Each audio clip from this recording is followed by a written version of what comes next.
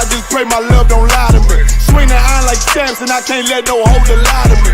I don't feel these rappers, oh they lies is hypocrisy. Ain't no competition, ain't no rivalry. Nigga think I'm playing, I don't hear one word they saying. This shit light work. Think Muhammad one of us, he might lose his life first. Circle up and stay alert. Another cop just stress the nigga. He a demon, it's an exorcism. Watch I bless the nigga. You took that oath in blood, then you know I'm gon' get active with you. Fuck the opposition, I see vision. Let me paint the picture. Rappers claim they spit, I ain't listening. Is in fact the If revenge was a woman, now I stroke that bitch like Jacob. So I war, we gon' run the summer. It's gon' be historical. Thought they making plays, made them niggas call the audible. Ask who run this shit, but that question is rhetorical. Bitch, I'm the one, me cookies with the oil. I'ma get them crackers, hell, should've never kidnapped my family. I can't do that. Bet I be the last nigga standing. Do a life sentence for my niggas, pray you understand me. I might put a switch on this Glock and call it young baby. How you real trigger know them dots? You a bird feeder, claiming he a demon. What's a demon to a cold leader? What he saying something, I ain't hear him. This shit light. It ain't about who got this gun, it's about who gon' up that pipe first. I turn a bad situation to a game changer. Bring soldiers from the dead, just raised up the chain frame. Shots, I'ma look like Aaron Jones when I run it. Never bite the hand that feeds you, you'll never get that hand back. He bitchin' about 10%, I don't wanna hear none of that. He dropping sword, fuck him, just make sure you get that cover back. Look around, he ain't with us, probably cause he never was. Now my chin like you with the angels for your brothers. Everybody wanna be Richard Porter, God kill him like Alpo. Play if he want, it's laying in the trunk like Lee Malvo. I'm a certified woman's ass nigga, I am not a toy. Hey, I with that hollow side, yeah, this the rim accord. Feel like Gullah Jack when I'm in Fayetteville, you feel your boy. Still about my brain, still I think that's all that I do. The way I get it, boy, lost, they gon' start to call him Elroy. Fuck his game, pop out on them demons like I'm Hellboy.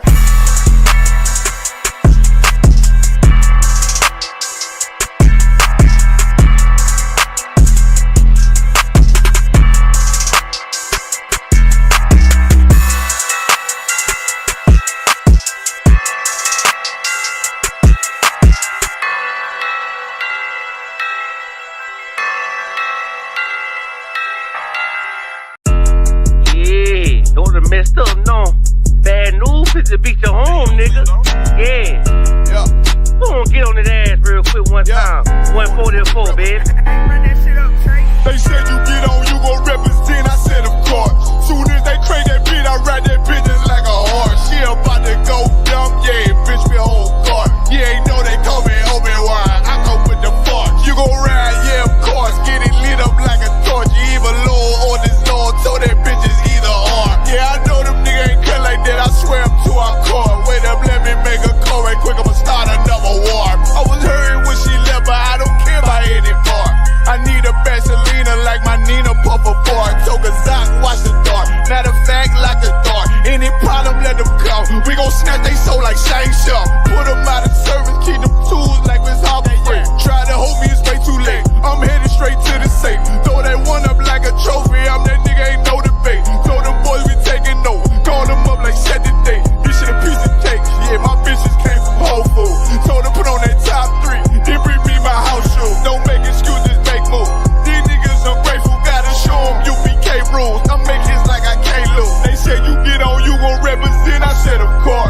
Soon as they crank that beat, I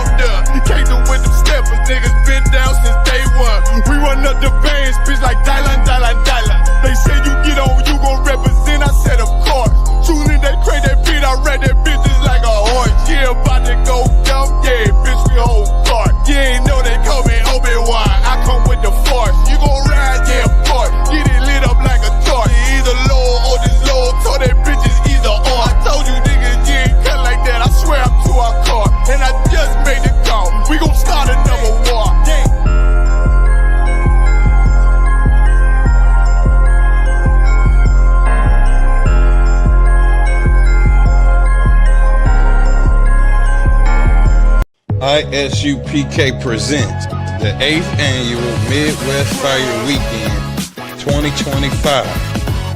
A day of brotherhood, sisterhood, food, fun, and unity. We raising funds to cover the barbecue, the food, the drink, bounce houses, snow cones, games, and more, so the whole family can come out and enjoy. Every donation helps us make this day even greater for the community. Support the Midwest Fire Weekend 2025. Click the link below and donate today.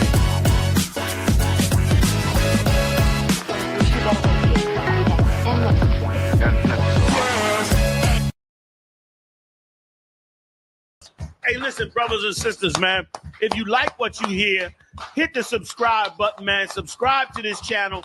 And also, please, go to isupk.com and pay your tithe.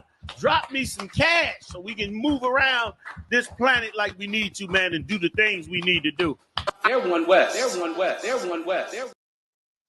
Hey, Shalom, Yahweh, Hashem, Shabbat, to all the brothers, Yahweh, Shemal, Atan, Ba'ashem, Yahweh, to all the sisters. I'm priest and officer 500 Barak Yala with the I.S.U.P.K, which stands for the Israelite School of Universal and Practical Knowledge, started out at 1 West 125th Street, Harlem, New York, under Commanding General YAHANNA. You understand?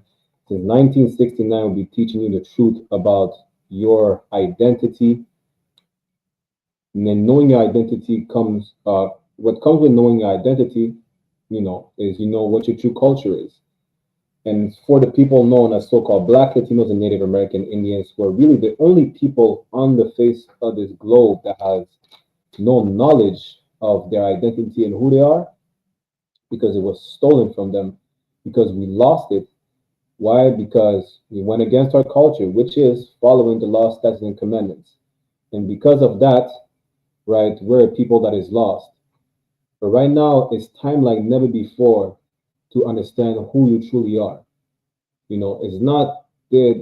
There was never a time where for you to go against your culture or adopt anything else but your culture.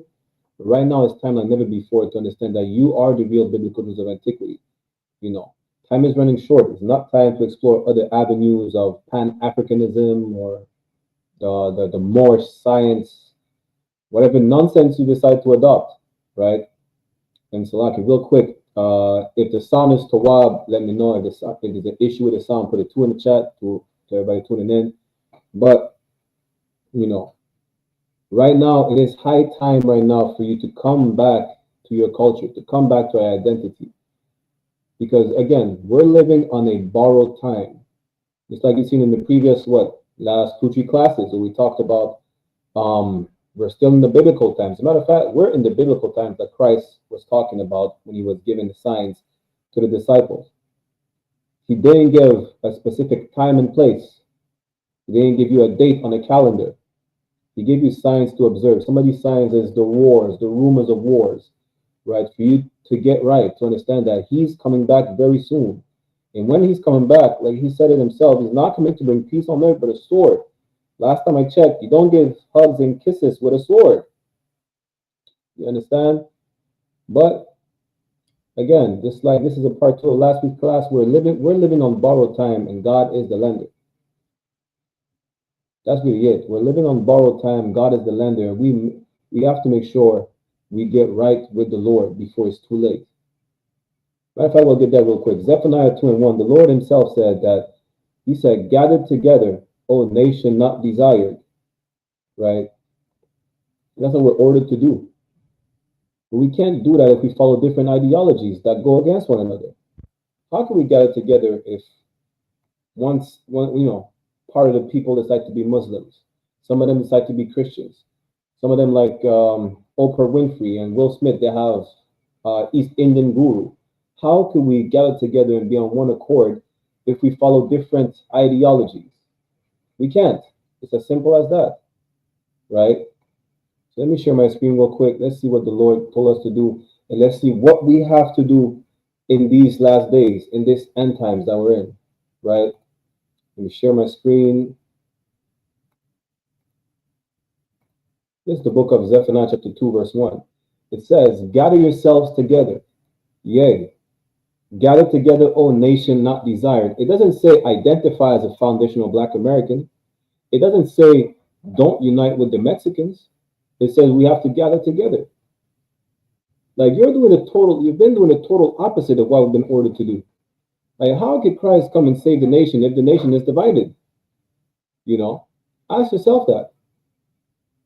How can it be done?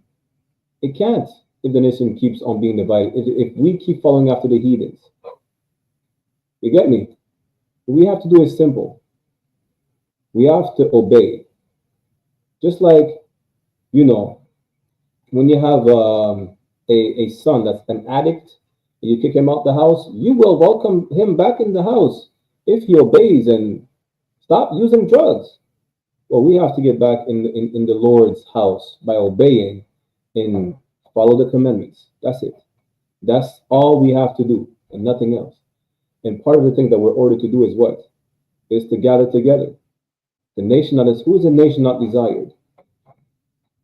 Out of all the immigrants, who are you pointing the fingers at? Who's the problem on the face of the earth in the eyes of mankind? Right? In the eyes of the human race that everybody claims to be from. That, you know, we're all humans, we all the same. Who do they seem or do they deem to be the problem? Who? The answer is simple. So-called Blacks, Latinos, and natives. That's who. Salakia. That's who they deem to be the problem. They think this. Ted Cruz in Texas said the flood happened because of Mexicans. Mexicans don't control the waters. What are you talking about? Blame everything on us. There's a devil, she says, she is of the RCMP. For those who don't know, the RCMP is the Royal Canadian Mounted Police, the equivalent of the FBI in Canada. She said, acknowledging your own culture, she's talking about so-called natives, it's extremism. That's what she said, right? She said it's extremism. You're the problem. You're the problem to these heathens. They said they have black fatigue. The white woman said her people have black fatigue because they're tired of the righteousness. They're tired of they're tired of us. They said they're tired of ratchetness. They said they're tired of everything when it pertains to us. You're the nation that's not desired. You know how I know the Arab is not the nation not desired? We're going to play that clip on our Sunday podcast, right on One West Ground Zero. This Arab woman, they just opened up a shop in France. And guess what? There is a requirement for you to come into the shop. You know what's the requirement? To wear a hijab. The hijab is the piece of cloth that the Muslim women wear to cover their head. Right? They allow these heathens to embrace their culture. When it comes to your culture, the white woman said in Canada, native embracing their culture is extremism. Why don't they say that to the Arabs in France? Why don't they say that to the Arabs wherever they go? In workplaces, you know, if you're a Muslim, you're allowed to have a room for you to pray. You're allowed to have a room for you to pray. There's an East Indian politician in Canada. He has his turban and everything. He's a Sikh. He has a turban. There was a case a couple years ago of an East Indian, whether he was allowed to carry, like they have a curved knife. It's part of their culture and their religion. They arrested him, you know, for possession of a weapon. And then he pleaded that, no, that's his culture and his religion to carry the knife. He was not charged with possessing of a weapon.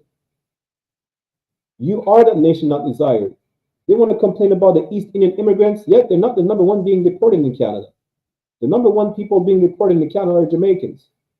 The number one people being deported in the US are Latinos, Haitians, West Indians, yet they're not even the number one illegal immigrant. Because you are that nation not desired that it's talking about. When it says to gather yourselves together, O nation not desired, clearly you know it's talking about one specific people. It's talking about so-called Blacks, Latinos, and Native American Indians. You understand? Let's go to verse 2. Because we have to gather before it's too late. Zephaniah chapter 2, verse 2, it says, before the decree bring forth. You know what is the decree? It's an order. Before the Most High said to Christ, now is the time. Before the Most High tells Christ, crack the sky with the 200 million nigga angel army. Before that day comes, before the day of the Lord. You understand?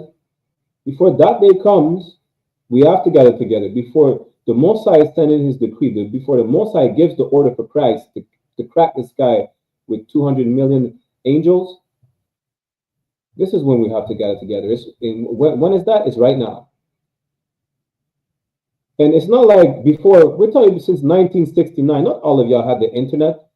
Not all of y'all, see us. But right now, it's like we're in your face. We pass you flyers. We're on social media making reels, promos. We have the cookouts coming up. We have classes, podcasts, damn near 7 days a week. We tell you, come into these classes, tune in, learn what you got to do, learn your truth culture, your language, the Hebrew classes. Understand how to be a brother, how to be a sister. Understand how to follow the law. Right? Don't just know the law. Learn how to follow it. Because everybody can learn about what is the commandments, but who can actually follow these commandments? You get me? Who knows how to follow the commandments? Who knows who should gather together? It's not talking about humankind. It's talking about a nation not desired. Before something happens, before what? Let's read it again. Zephaniah 2 and 2. Before the decree bring forth, before the day pass as the shaft. What is that? That's like, you see in the old Western movies, that little piece of dry branches that's rolling around in the wheel. Before that day arrives. Before it's too late, basically. Because when that day arrives, if you see these movies, when they're in a standoff, listen, after that, that's too late. Bullets start flying. If you ever watch these old Western movies, that's a sign. Most High tells you, gather together before it's too late. Before the fierce anger of the Lord come upon you. Before the day of the Lord's anger come upon you. We're going to see that Christ died for us to come back in the Most High's right side, right? The saying is grace. We have a grace period, which is a time for you to get right, And really, if you wait for Christ to come back, for you to stop being a homosexual, for you to stop doing drugs, for you to stop being a whore, you are really unbrotherly and unsisterly, right? Because basically, the Most High don't want us to die. First of all, every time we go back in captivity, the Most High, it grieves him. This is why in the book of Judges, he's not happy. Like any parent, they're not happy when they have to punish their child, right? But it has to happen. But it still grieves them. We'll have time to come back on the Most High's right side before the day of the Lord comes upon us, before he destroys this place and us with it. You understand?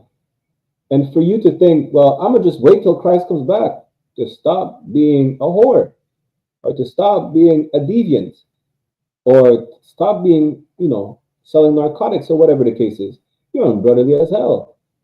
You have over 1,000 years. You had over 1,000 years to change. The Most High don't think like you. It's not whenever I'm ready. Right now, it's time for you to be ready. It's time for you to change right now. Stop being a whore before, listen, you get the monkeypox. Stop being a homosexual. You understand? Before you decide to transition into what I don't even know. Before you transition and identify yourself as whatever you feel like identifying as in 2025. The damage is irreversible. The breast don't grow back when you cut it. Keep that in mind. You understand? Right? Shout out to everybody in the chat. Shalak, Yala, Yabashin Shabrakata. I see my sister as well.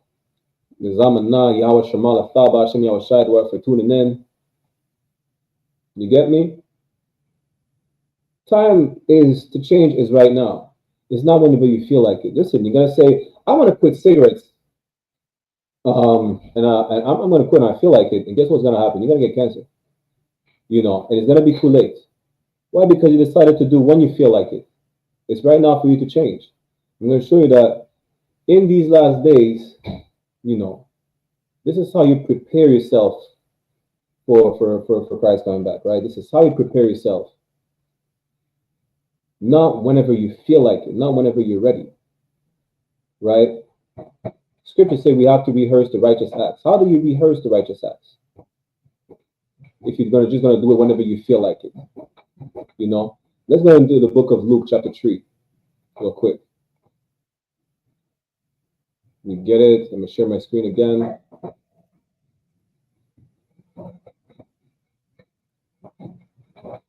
Let's start at verse. Let's go at verse 4. Any questions or comments? Feel free to put them in the chat. Of course, there's a book, Luke chapter 3, verse 4. It says, "As it is written in the book of the words of I.S.U.P.K the prophet." Yeah, this is for those who think, you know, listen, we only go by the New Testament. The Old Testament is garbage. It's too old for us. Guess what? The New Testament went by the Old Testament. And for you to say that, well, the Old Testament is too old. Well, the New Testament, you know, you have nothing to say because it's 1,000 years old as well. What do you think this is?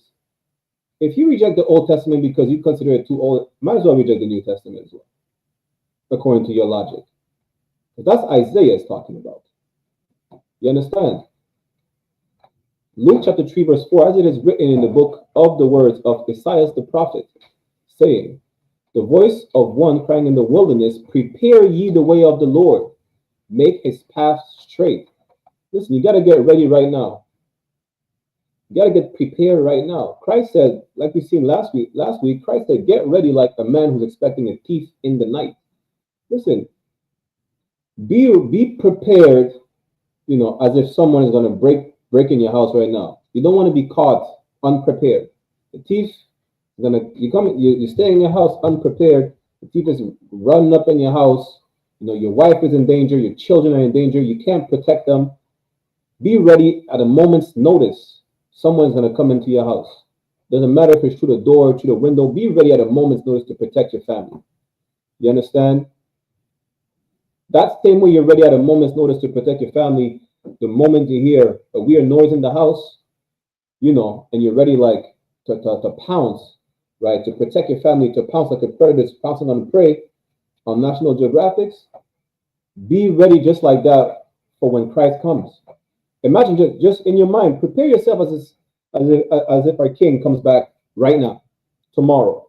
You know, live your life, live your everyday life, but prepare yourself. We're going to see how we're going to prepare ourselves, right? It doesn't mean get the most expensive garment. You know, that's not what it means. Because you could be getting a garment and, you know, be part of the purple sodomite church and still be a sinner. You know, you could be getting a garment and getting pegged by your wife. You think that's you preparing yourself for Christ? Nah, good night. The Lord be with you. You know, we'll see how to prepare ourselves for when Christ comes back. Right? Let's go to verse 5. Verse 5. Every valley shall be filled, and every mountain and hill shall be brought low, and the crooked, keep that in mind, it says, and the crooked shall be made straight. You're the crooked. Why are you crooked? Because what is the straight path we have to walk by? We have to walk on for us to be all right, for us to be safe. You know, what is the straight path that is perfect? Anyone in the chat could answer. What is that path that we should walk on that is perfect, that is flawless, for us to be able to live and not die and not perish? What is that straight path? I'll give you all a few seconds because we already covered that a couple of classes ago. To anyone who paid attention, what is that straight path? Right? What is that path that is straight, that, you know, is flawless? I'm giving you, I gave you Just the answer just now, by paraphrasing it with synonyms. What is that straight path that is flawless? Let me give y'all like 15 seconds, right?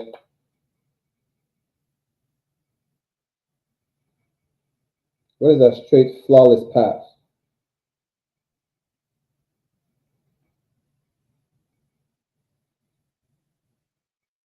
Shalom to Officer Ada Yahweh Bashim Shabbat. What if you're tuning in? I don't want. What is that straight path that is flawless? Y'all ain't got it, no sweat. Let's go to Proverbs chapter 18, verse 30. That is the straight path that is flawless. What you would call a path is another word, you could call it a way, right? Because as for God, his way is perfect. Flawless. There's no flaw. Meaning it's perfect. There's no crack in this path that the Most High is showing us. The ways of the Lord are perfect. The path of the Lord is perfect. It's flawless. You understand? The word of the Lord is tried. He is a buckler. What is a buckler? A buckler is an old English word for like a shield. You see in the movie 300, that shield that you put your arm through to protect yourself, that's a buckler. The Most High is a shield to all those who trust in him, who believe in him, who have faith in him. You'll never see the Most High. You'll never see him face to face, right? You can't call him. You don't have his personal phone number. You can't do that. You get me? You trust in invisible power that if you obey him, he'll make sure you're tawab. He said he'll be an enemy to your enemies and an adversary to your adversaries. Just listen. That's it. Just listen. Don't be a homosexual. Don't eat pork. If you eat pork, you'll die. That's what he tells you. If you disobey, I'll make sure that you're unprotected when it comes to the other nations. They'll be able to lay a hand on you. And do you know how we know that as Israelites, so-called Black, Latino, and Native American Indians, that is a fact? Because once we go against what the Most High said, we are a people that is destroyed. We are. You want to sleep? Listen, Jesus wanted to sleep with that Asian woman. You want to sleep with any woman that is not of your nation.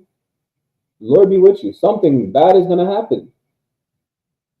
You understand? You want to sleep with a whore? Look at Tory Lanez. Not supposed to sleep with a whore. Tory Lanez slept with a whore. Now he's in jail, all stabbed up. Lord be with the brother, though.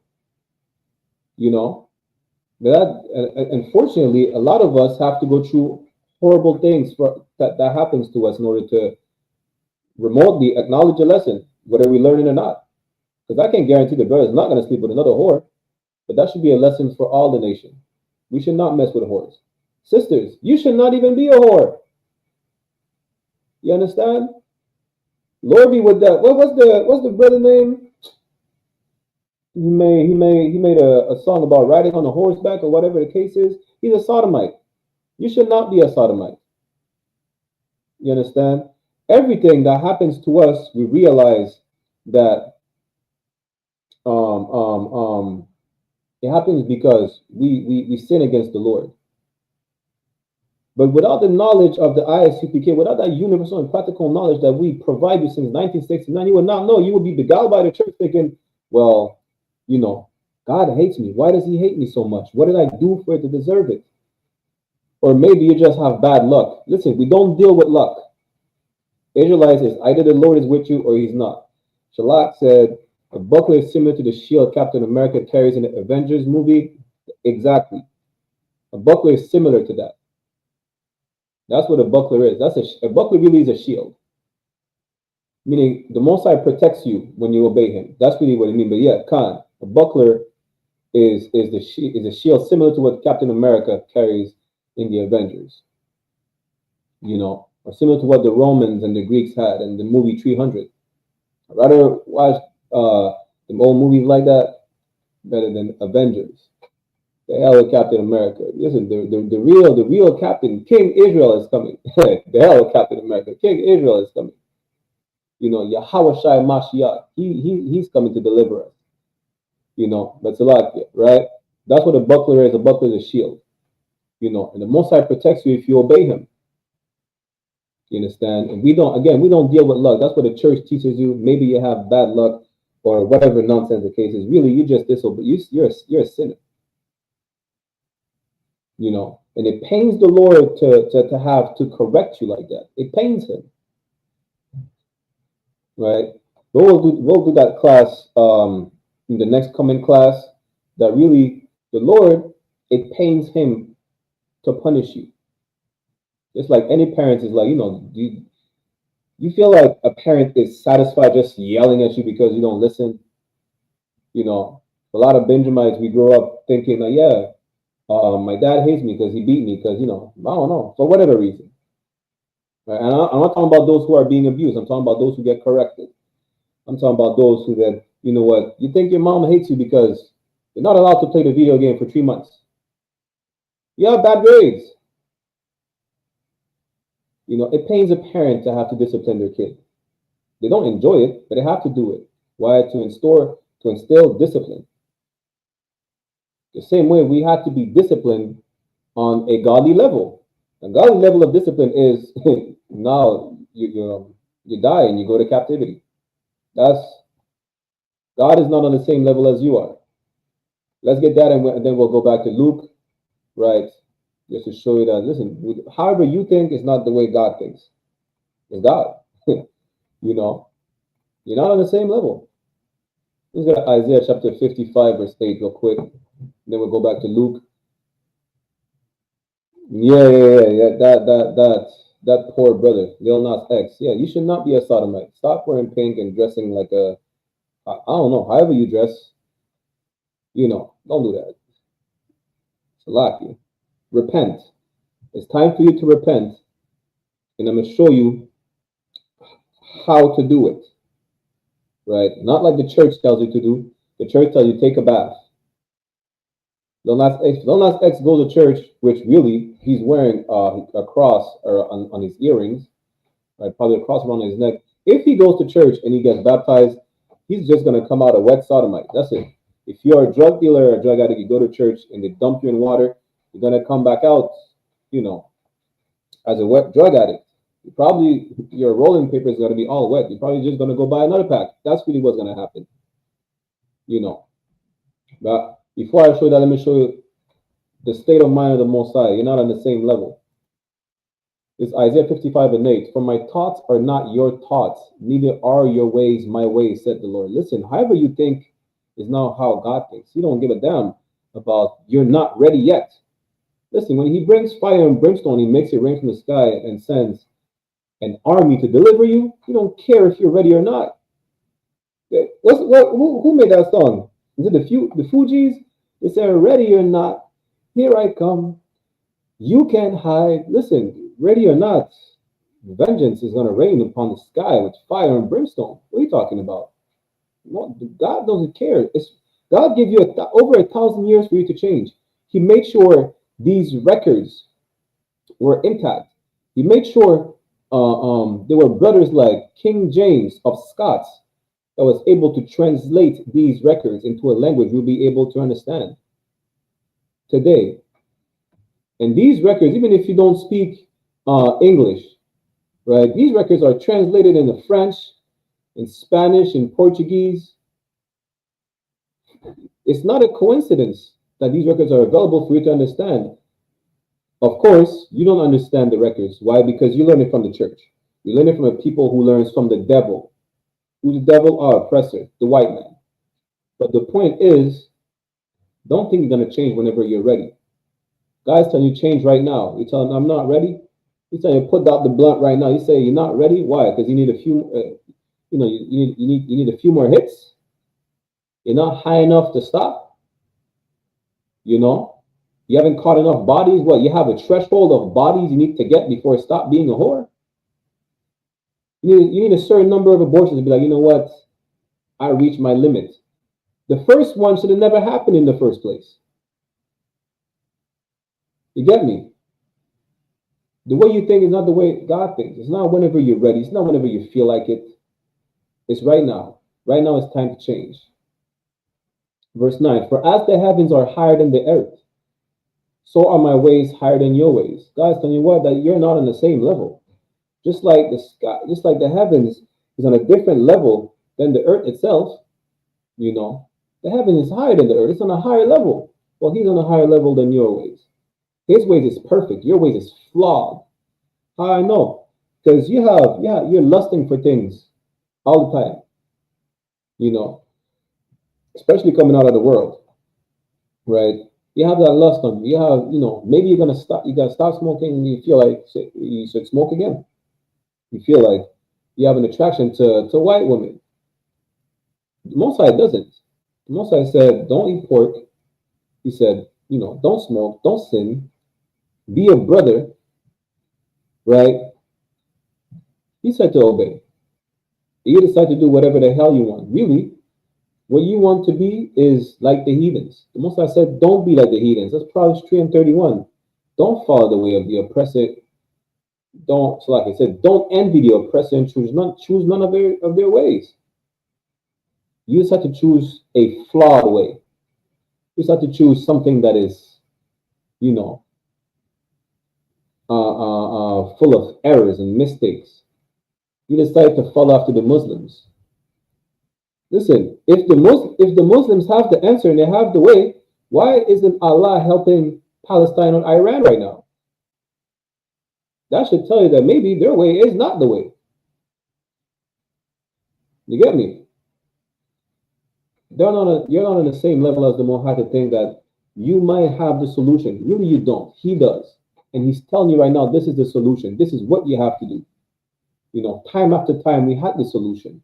It's not like we never went back to him. We keep going back to him, and then we keep turning our back against him. But know this. This is our last captivity. This is for you, this is for you to be ready to get out of captivity. Clearly, y'all are too comfortable as slaves. That's why maybe you don't want to change. You like your paycheck. You like integration. You like being oppressed. That's what it is.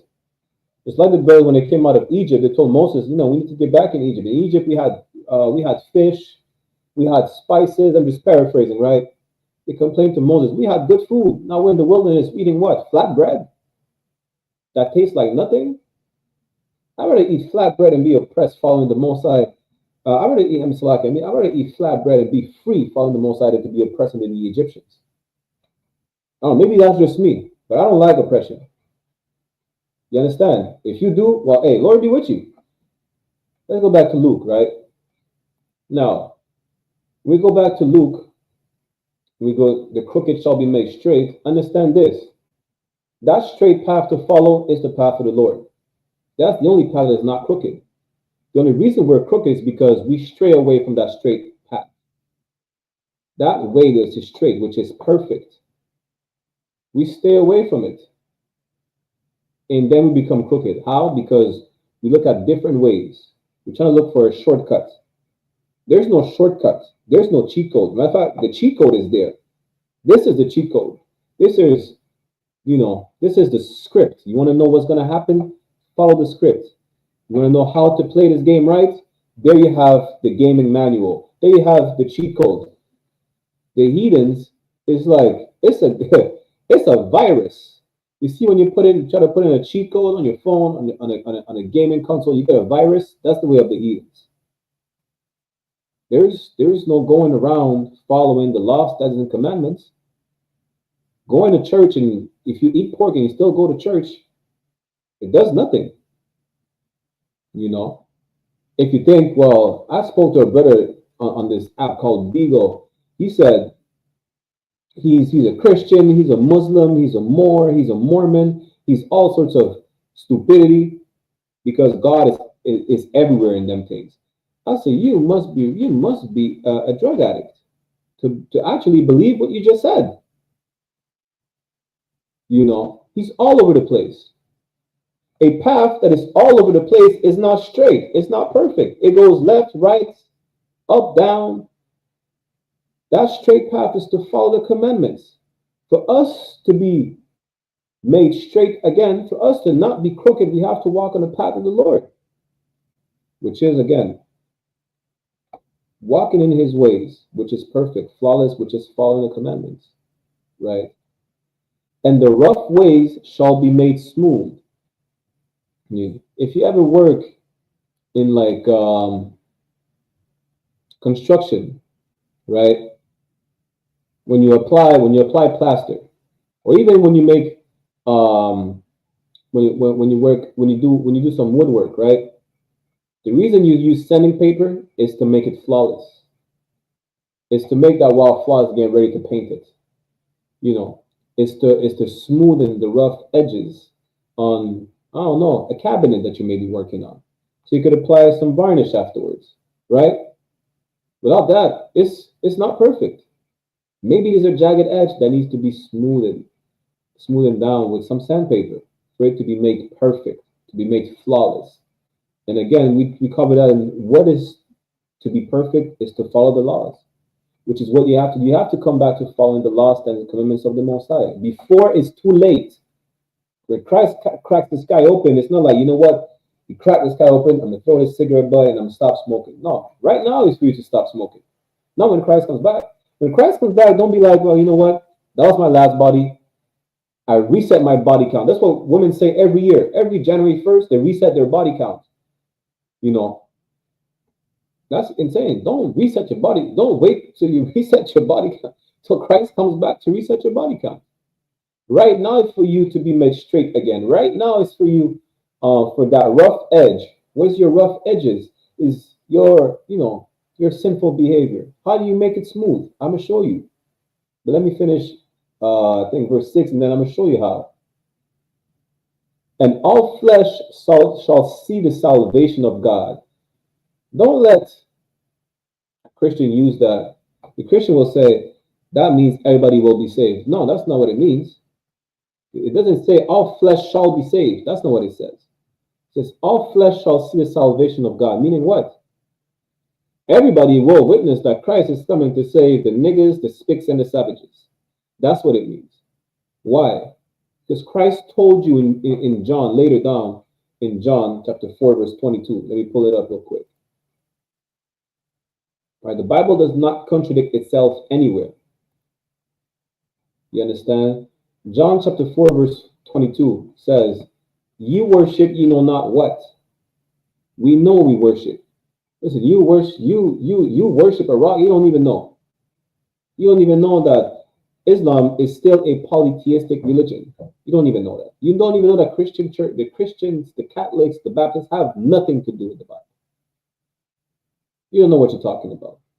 You don't know that by you celebrating your birthday every year, you observe the highest holy day of the Satanists. That you don't know. You don't know that every Christmas you worship some pagan African that had sex with his mother. That's really what Christmas is about. It has nothing to do with Christ. But you don't know that.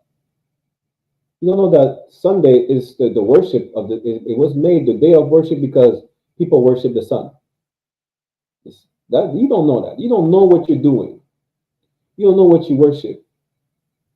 You have no clue. Well, guess what? Christ said we know what we worship. The I.S.U.P.K is the home of the truth. We know we worship. You know the Bible is not a religious book. It has nothing to do with religion.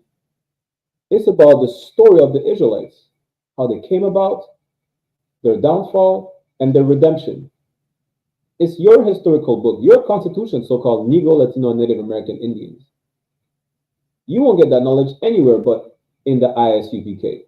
And if you got it somewhere else, well, guess what? They got it from us. You think our podcast is called One West Ground Zero? Because we are where everything started. Who knew that? Listen, people be stealing the breakdown and talk about they have the truth. No, you took it somewhere. You took it from Commanding General YAHANNA. If it wasn't for Commanding General YAHANNA, you wouldn't be, anywhere. You wouldn't even have these groups. Because why? Because they had to take it from somewhere. You understand? They had to. But they're really renegades and reprobates that go after their own lust. That's why they refuse to gather together. That's why you know the ISUPK is the home of the truth. When it says to gather together, O nation not desired, because Menenjo and YAHANNA already put out the decree for every single Israelites, men, women, and children, descent of Negroes or indigenous people, blacks, Latinos, and Native Americans on their father's side to gather together. Outside the I.S.U.P.K, nobody does that. They do the total opposite. The point is, you don't know what you worship, we know we worship. For salvation is of the Jews. The Jews, the Israelites, are the only ones who are going to be saved. Christ said he's coming for only the house of the nation of Israel, for only the lost 12 tribe of Israel. That's what he said. So in Luke chapter 3, verse 6, when it says, and all flesh shall see the salvation of God, it just means they will all witness it. They will witness the slaves being delivered from their captors, from captivity. They will witness that the Messiah is sending Christ. The nigger God is sending the nigger king with 200 million nigger angels and nigger army to save niggers, spicks, and savages. And they will see that, damn, you know what? These crazy Negroes on the street corners were telling the truth the whole time. It's not like a lot of them don't know. They know. They refuse to tell you. Because what master wants to serve under his slave?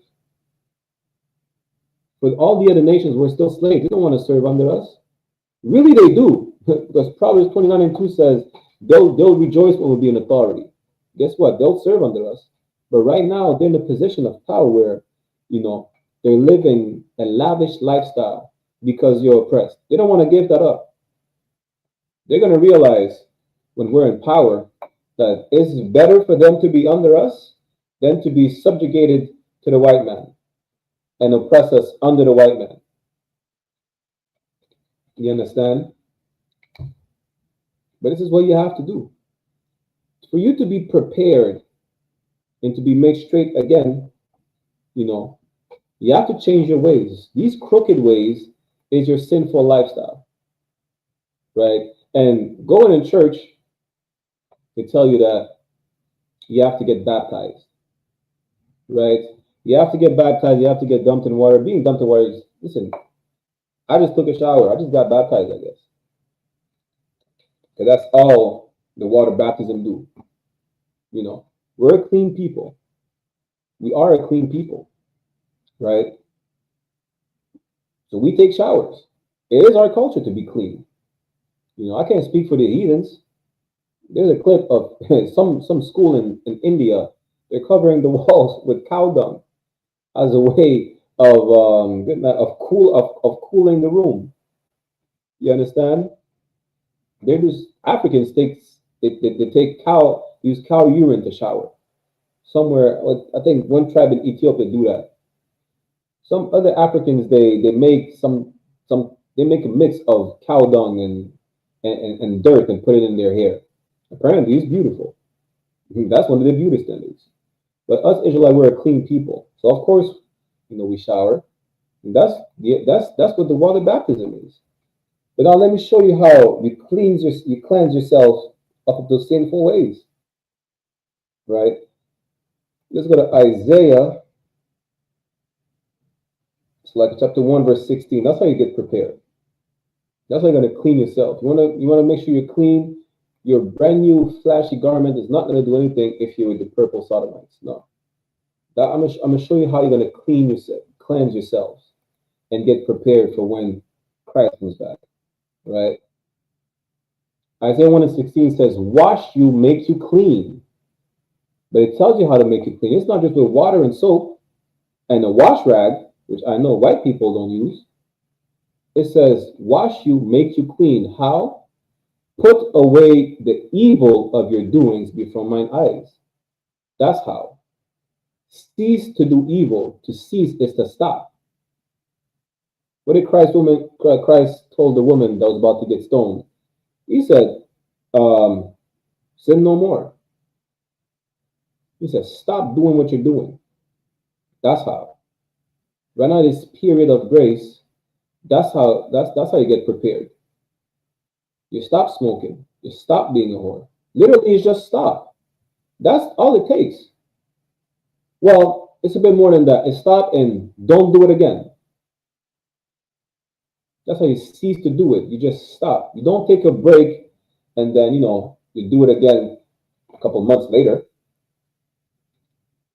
No, when you stop, start again. It says stop. Don't take a break. It says stop, not pause. It says stop. Cease to do evil. That's how you wash yourself. It's not by getting dumped in water. You're going to get dumped in some nasty bath water. You're going to come out, musty. That's it. You're going to come out with, dripping dirty water. That's it. Nothing more, nothing less. You get dumped in the water as a drug addict. It's probably going to kill your high. and that's it. But then you're going to get high again as soon as you step out the church. You understand? Isaiah 1:16 says what? Wash you, make you clean, put away the evil of your doings from before mine eyes. It's not think about the law. It's not think you're doing right. To put away is an action. You're doing something that you're doing is again an action. Put away what you're doing wrong. Put it away. What you're doing wrong means just stop doing what you're doing wrong. What's a brother named Shalak said, Lil Nas X is sodomite. You stop being a sodomite. And don't do it again. That's what you have to do. It's as simple as that. It's not rocket science. It's really simple. You just stop eating pork. Listen, you stop eating shrimp, crab, and lobster. It's not the only thing in water that you can eat. Leviticus 11 has a whole dietary law. You don't know what to eat besides what you like. What people like to eat catfish. Go eat some salmon. Eat some trout. I'm from the Caribbean islands. Eat some red snapper. Eat some saltfish. It's as simple as that. Stop smoking. Have a drink. And then again, don't be an over drinker, because then if you're an alcoholic, maybe you can't even have a drink. Right? Listen, that's how you know the Bible's so beautiful. There's literally instructions for every single thing we do on a daily basis. You can have a drink, but you can't be a drunken and overdrink. You can't smoke. That should not even be a thought about should I smoke or not. Your lungs are made to breathe oxygen. You want to remove the Bible from the equation. You should not sleep with more than one man. If you're a woman, you understand? But then again, the Bible has instructions for everything we go through on a daily basis. It has a solution for whoredom, for all type of sexual deviancy. It has a solution for you being an addict, for trauma, if you need counsel, for black on black crime. It has a solution for every single thing we face on a daily basis. The number one thing for you to understand is this, right? Let's get back to the topic of the class, is that you have a short time. You have a very short time. So make sure you share these classes everywhere, because we already know what to do. Shalak Yala knows, Nazamanashi knows, I know. We're doing it. That's how we became new creatures in Christ, right? It's in 1st, 2nd Corinthians, when you become a new creature in Christ. When you become baptized, how did we do that? We washed ourselves, we made ourselves clean, but how? By putting away the evil of our doings. That's how. We ceased to do evil. That's how.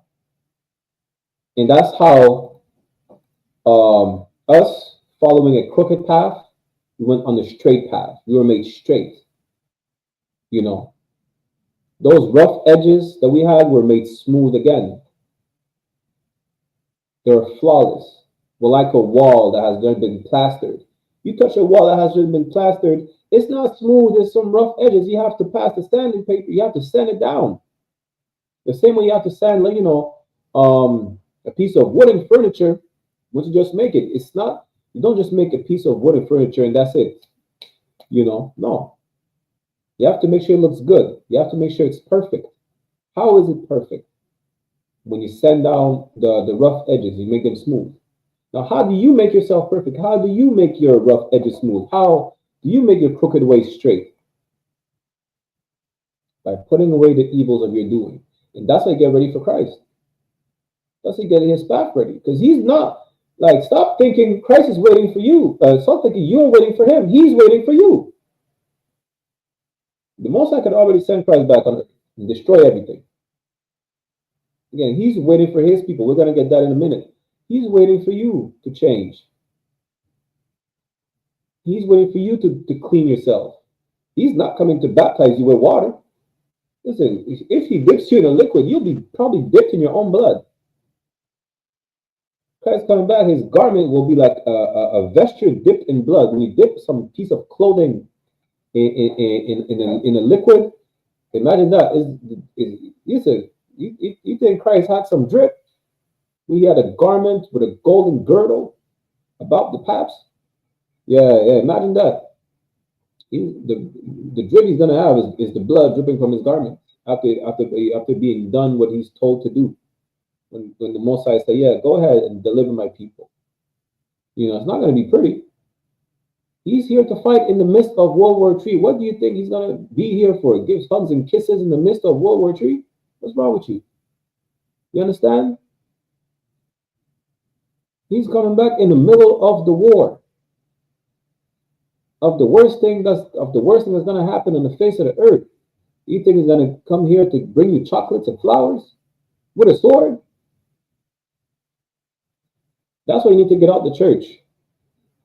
Because you won't get the truth in the church. The truth is Christ is an austere man. The man you look at him and be like, damn, you know what? You ain't want to mess with him.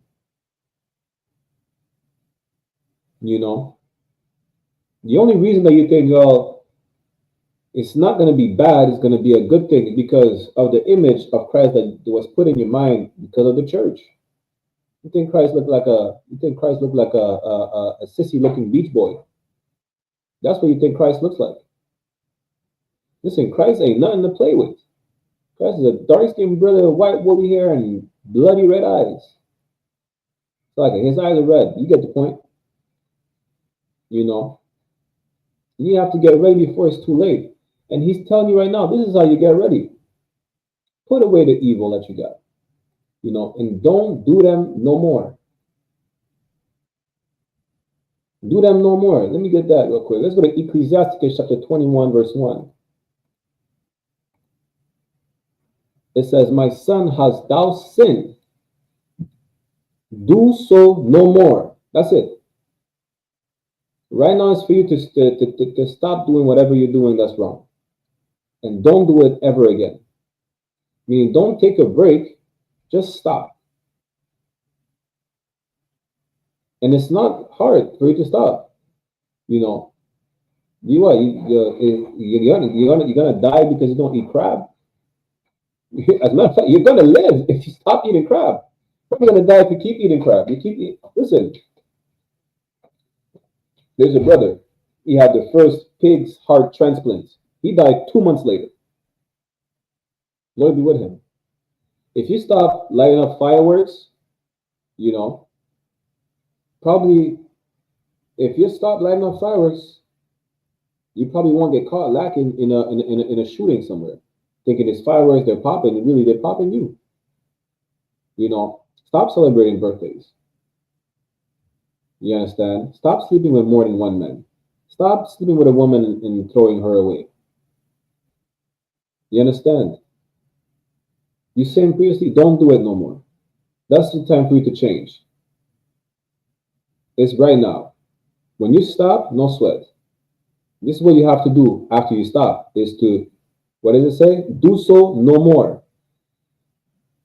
That's what you have to do once you change. Once you put away your evil doings. Don't bring them back. Listen, once your wife is put away, you're not taking her back. Don't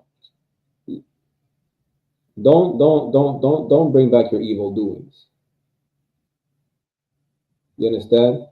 But ask pardon for thy former sins. It's right now.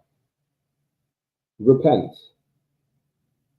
Change your ways and ask forgiveness. That's what a pardon is.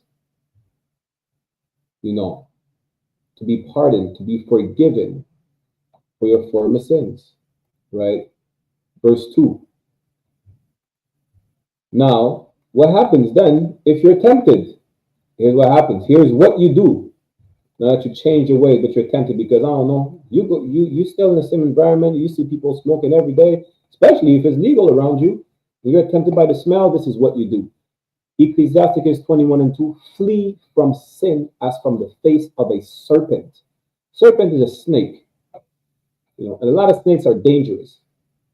Is using a metaphor for a snake as far as not a little garden snake, not a little pet snake that you may have in a terrarium, but imagine a cobra, imagine a viper, imagine a reticulated python or a green anaconda, something that will take your life. You flee from it as if this is what you see. Flee from sin as if you're seeing a king cobra that is chasing you down. Because a snake will chase you, believe it or not. Y'all go on National Geographic. I'm not making this up. Snakes will hunt you. And they'll kill you.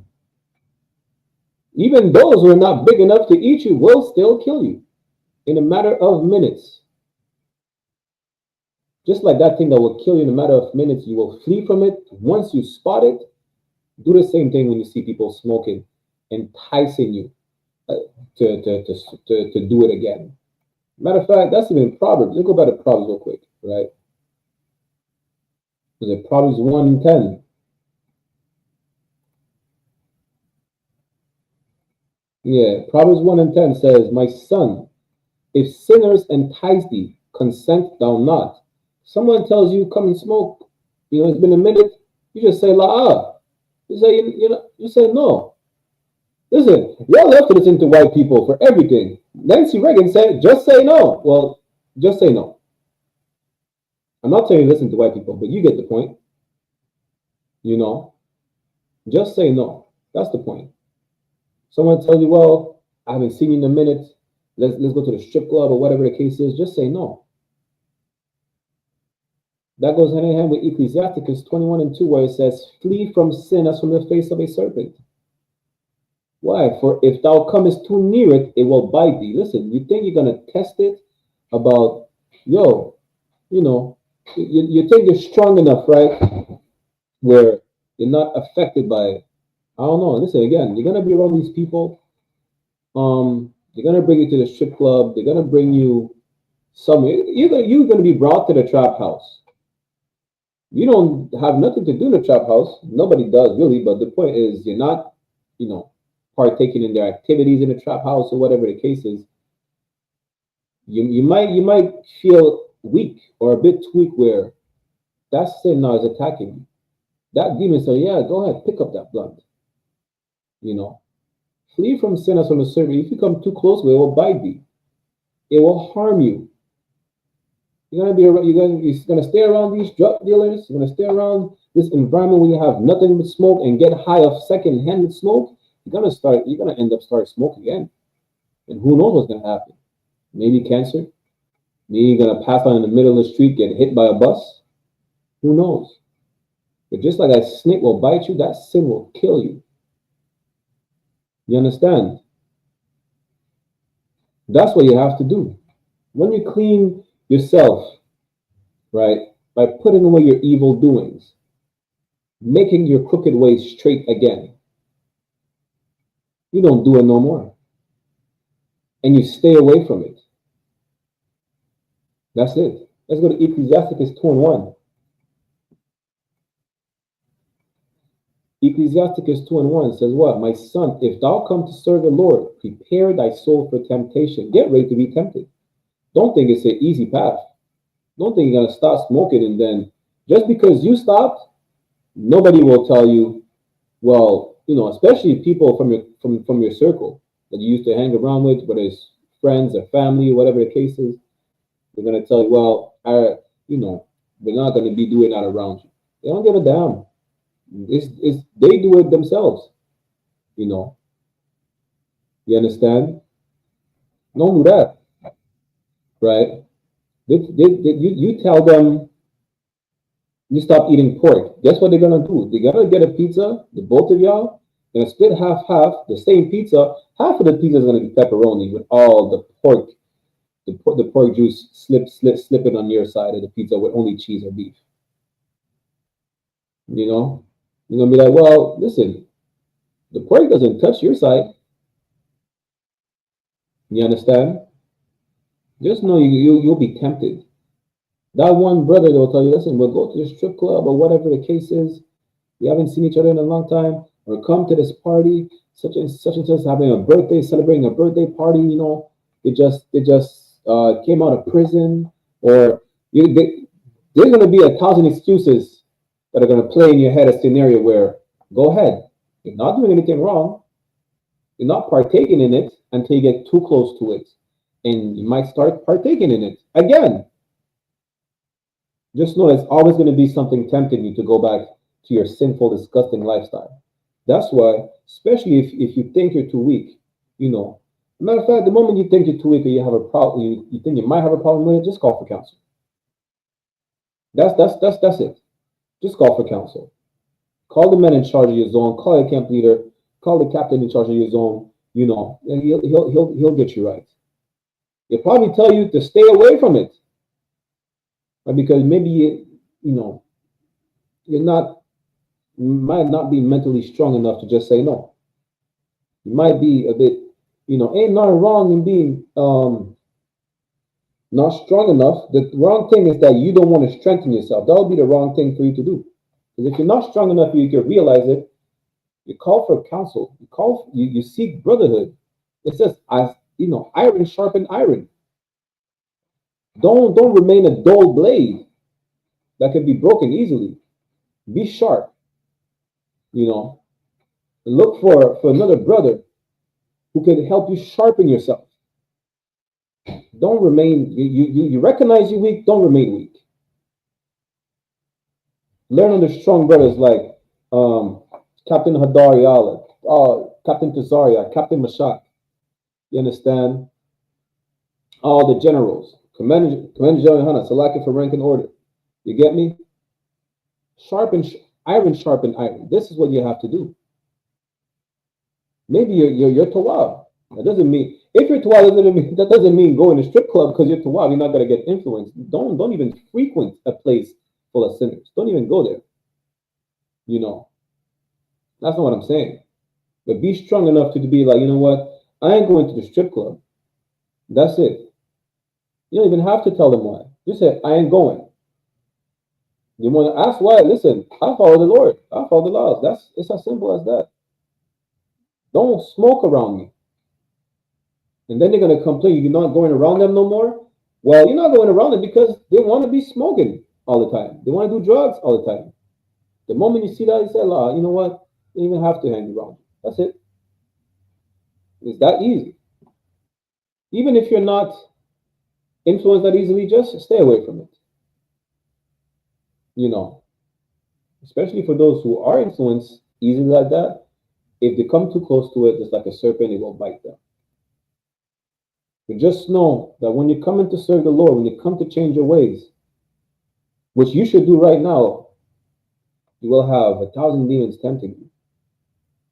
You might be the only brother in your city from miles away, not see any sister. The only fine thing you see in front of you, they're all heathens. Listen, some of them might be heathens disguised as sisters. Some of them might be Shensias. Some of them might be Bob Marley's daughters. Some of them might be Nicki Minaj's. Right? What's another sister name? Shakira. So like not sister, but someone who we think is a sister. Some of them might be Shakira or Salma Hayek. Right? And be like, you know what? I'm gonna go breed her because I need to be fruitful and multiply. There's no sisters. Don't do that. There's always something going to be tempting you. Let's keep reading. And then we're going to address the troll in the comment. He thinks he's slick. We're going to address the troll in the comment in a minute. Verse 2. Set thy heart aright. Your heart is your mind. It's not the one that's in your chest pumping blood. That's all it does. It pumps blood. Your heart is your mindset. Set it all right. Set it straight. How do we set it straight? Put away the evil ways.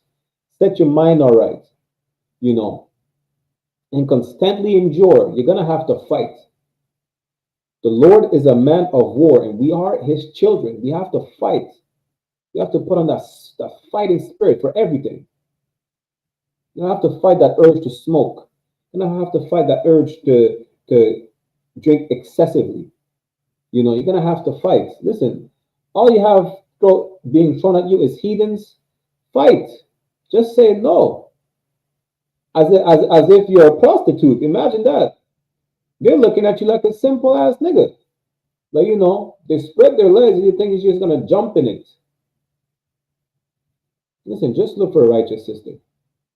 Imagine that. Look for a righteous sister, you know. A righteous sister will seek you. She'll find you. Don't worry about that. Same for the sisters. You know.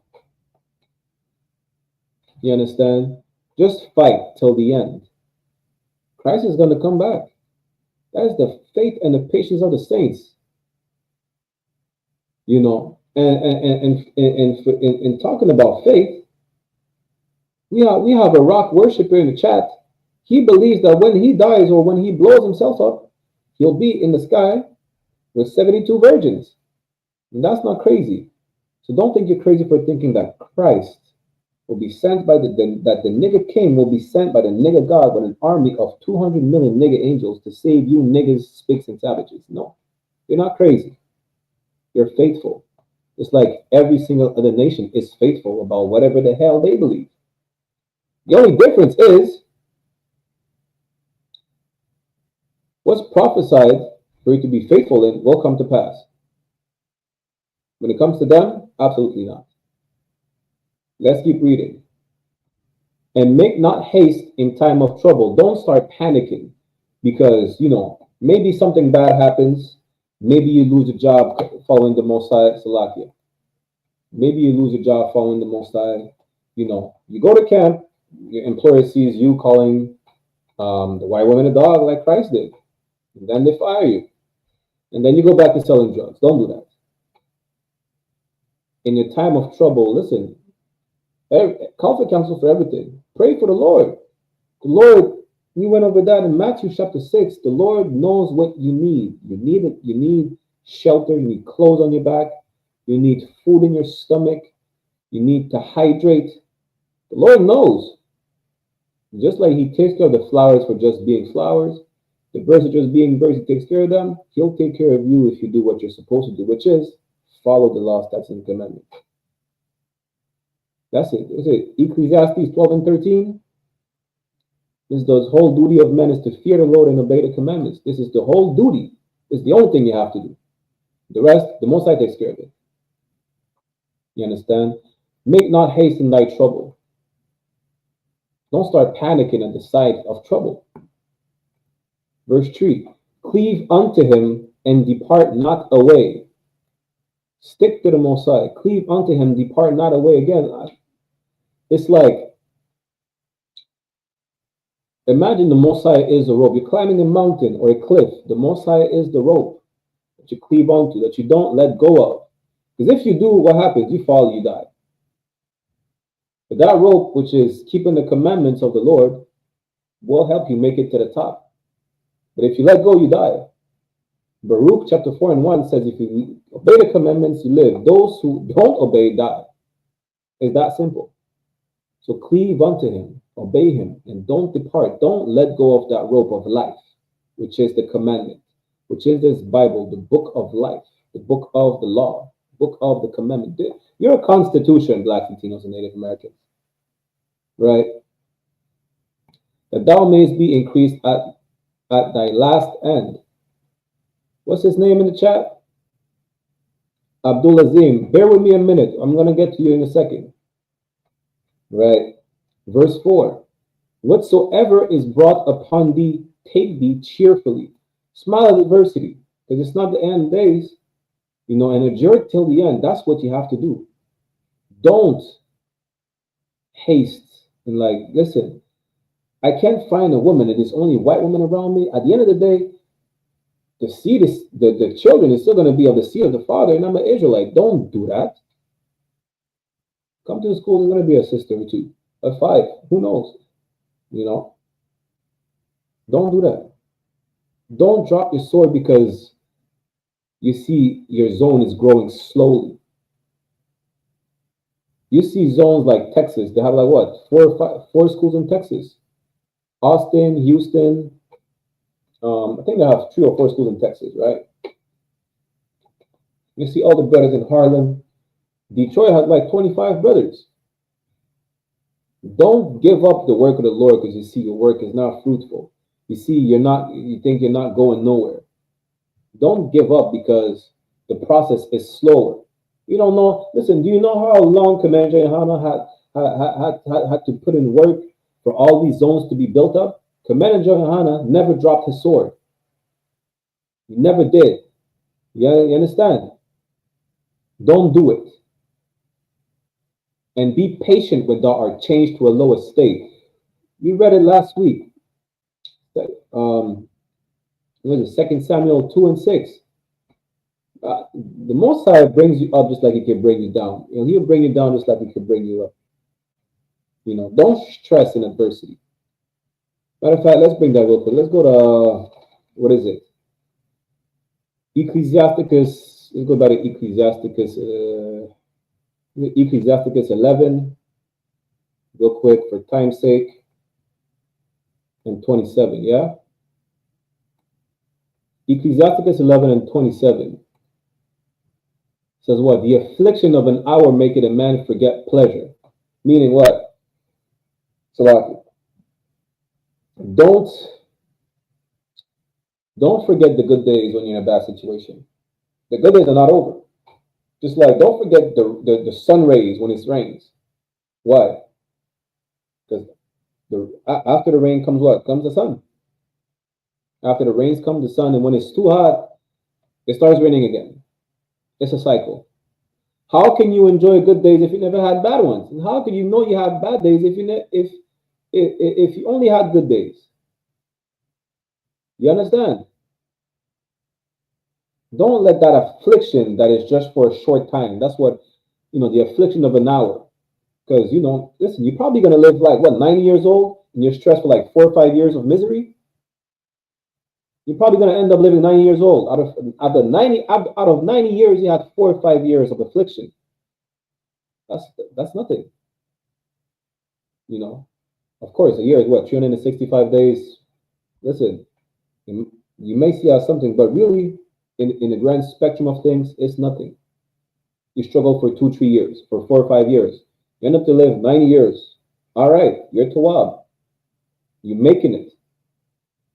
Don't forget the good days when you're in a bad situation. Just like don't forget the bad days when you're in a good situation. Just like the good days are going to come back, the bad days will come back as well. So don't take it for granted. You understand? Let's go back to Ecclesiasticus 2 and 4. Go to verse 5. Verse 5, for gold is tried in the fire, and acceptable men in the furnace of adversity. Gold is made better when you put it. What do you put gold in fire for? To remove the impurities from it. You understand? That's how gold is tried in the fire. Gold is put in fire to remove the impurities from it. That same fire is that adversity that you face. Just like, what's the brother name? Job. Listen, Job didn't falter. Job was hit with all sorts of curses. His wife was like, listen, your God ain't helping you. His wife was like, tell him to hell with him. He's not doing nothing for you right now. Job was like, watch your mouth. Job was like, watch your mouth, woman. Are you telling me I should curse the Lord just because I got a rash? I lost my job. My children are dead. Allow yourself. Watch your mouth. Be like Job. Be like Tobit. Tobit got blind.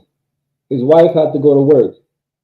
Even in the book of Tobit, when his his wife, I forgot what she was doing, but the man gave his wife, because the record is that's Tobit's wife, right? They gave her a lamb or something like that. He said, yo, what are you doing? Listen, no. Go take it back. We're not taking, don't be stealing stuff. I'm just paraphrasing. We're going to go over the book of Tobit again. The point is, Tobit was damn near over righteous. He made sure, listen, I don't know where she got the lamb from, but if we didn't pay for it, I don't want to be in trouble because, she didn't pay for the lamb. Tobit was making sure he followed the Most High. And when he was in a miserable state, he didn't give up. Job was in a miserable state. He did not give up. Christ was nailed to the cross. Christ was a perfect man. He could have said, "The hell with the nation. I'm perfect." He died for y'all. He died for us. You understand? And y'all want to be selfish talking about, I'm going to change when I'm ready. Christ gonna get out, you're like, damn, I died for this selfish Negro. Talking about when he's ready. Listen, I'm ready right now to redeem y'all. I'm ready right now, but y'all ain't ready for me to come back. Because Christ is waiting for you. You understand? It's time for you to change and to enjoy till the end. That's the point. Right? Let me go to Slovakia. Let me go to we're going to go to 1 Peter. It's 1st and 2nd Peter. 2nd Peter, Slovakia. For time's sake, running short on time. 2nd Peter chapter 3, verse 8. Don't worry, the little troll in the chat. We got you too. 2nd Peter chapter 3, verse 8.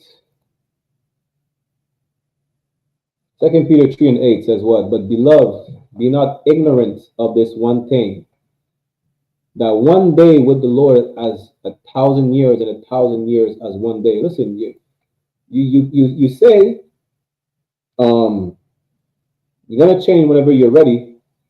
You're gonna change. You're gonna change probably next year. Next year, probably tomorrow for the most side. You're gonna change tomorrow, or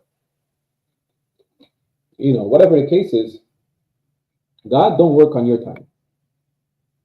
That's the point. The Most High is not working on your time. Whenever He tells Christ, go, Christ goes. That tomorrow may be in 2 weeks. The point is Christ, He doesn't work on your time. Verse 9, the Lord is not slack concerning His promise. He's not procrastinating. You're procrastinating. As some men count slackness, you're the one who's procrastinating, talking about, I'm going to change when I'm ready. I'm going to start smoking in a month. A month? Listen, even if for the Lord makes that month a whole year, you're going back to your New Year's resolution, talking about, I'm going to stop smoking. And guess what? You're smoking again. They're probably smoking even more. Or something else. Or you just stop smoking and you go to the Christian church, which is the same thing, if not worse. Or the Muslim mosque, which is the same thing, if not worse. The Lord is not slack concerning His promise, as some men count slackness, but is long-suffering to usward, not willing that any should perish. You think the Lord wants you to die? I already told you, it grieves Him for you to be punished the way you are. It hurts Him. He don't want the nation to die off. But that all shall come to repentance. Listen, you have over 1,000 years for you to change and to keep enduring till the end. We covered that class already. The book of Maccabees, the mother and the 7 brothers got tortured and put to death. All they had to do is eat a piece of pork. They had to eat pepperoni. They ate pepperoni and they would have lived. The Greeks would not have put them to death. They enjoyed till the end. You think you're going through hardships right now? Why? Because you don't have a job? These brothers got tortured, got their appendages cut off, got scalped, got put in boiling cauldrons of water. The mother had to watch every single one of her sons be tortured and put to death by the Greeks. Why? Because it said it's unlawful for us to eat pork, and we will not sin for you to keep us alive. Just put us to death. You think your death is being put to death by your hand is something. Imagine the Lord put me to death. Why? Because I decided to eat pork. Might have a heart attack right there. They would not compromise. And you want to complain about not having a job for a year? Is that what you complain about? These brothers went to torture and death just for not eating pork. But they endured till the end. You understand? You're not waiting on Christ. Christ is waiting on you. Just know that. You get me? Let's go to verse 10.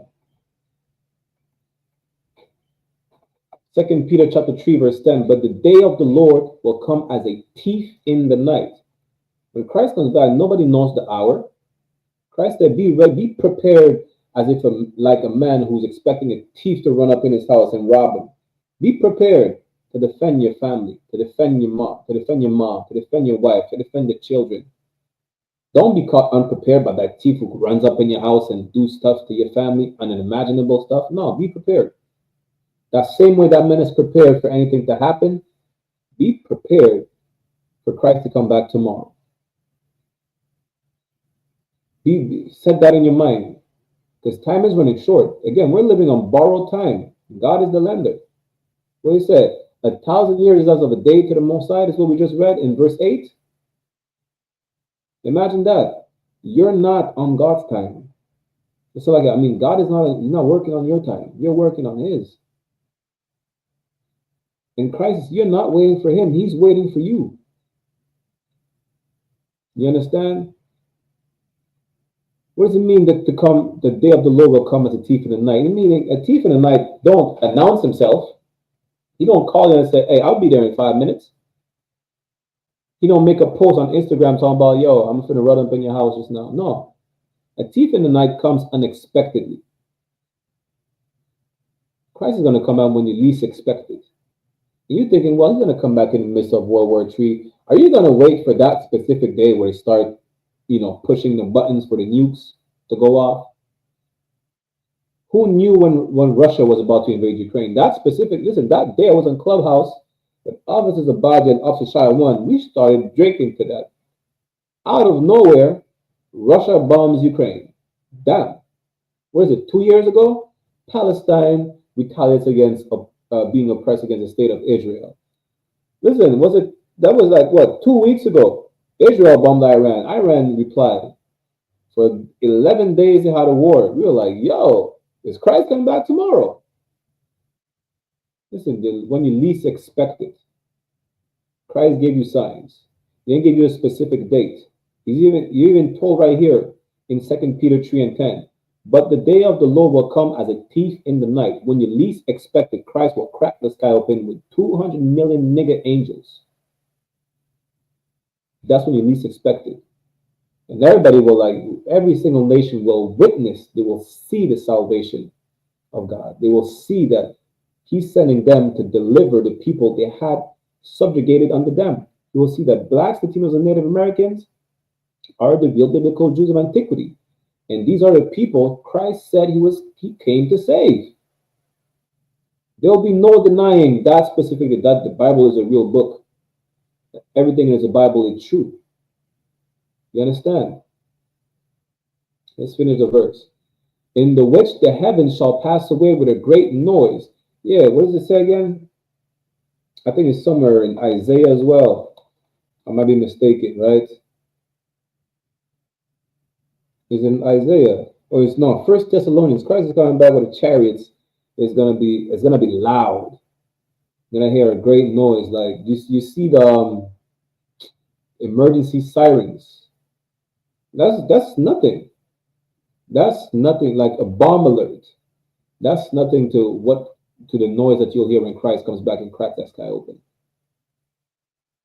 And the elements shall melt with fervent heat, and the earth also, and the works that are therein shall be burnt up.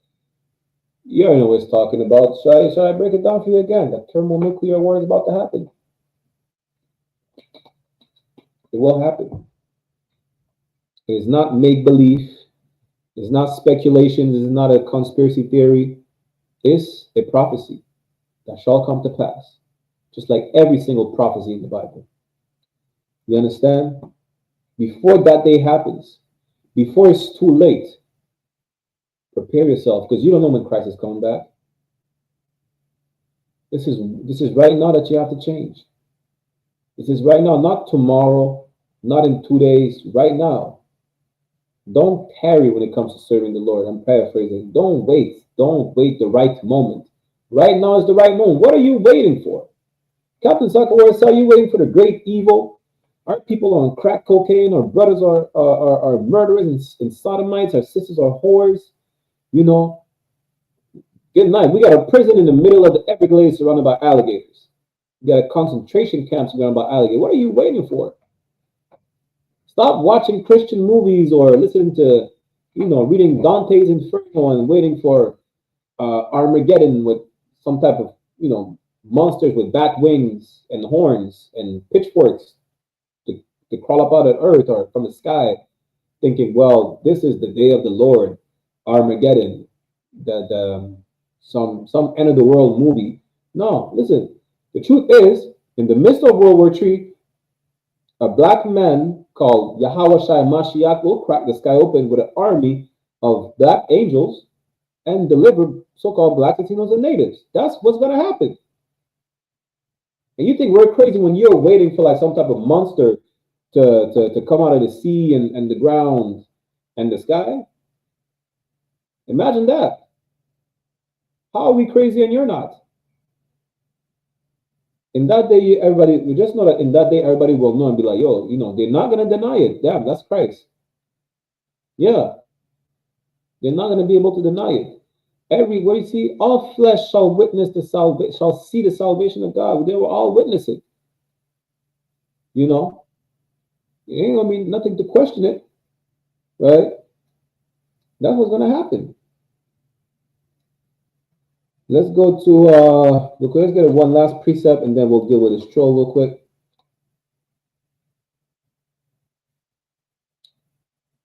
We're going to go to Matthew chapter 24. Go back to Matthew chapter 24, start verse 13. Matter of fact, no, let's go to 1 Thessalonians first. Verse 5, I think we have time for that. The 1 Thessalonians or Timothy? 1 Thessalonians. Chapter 5.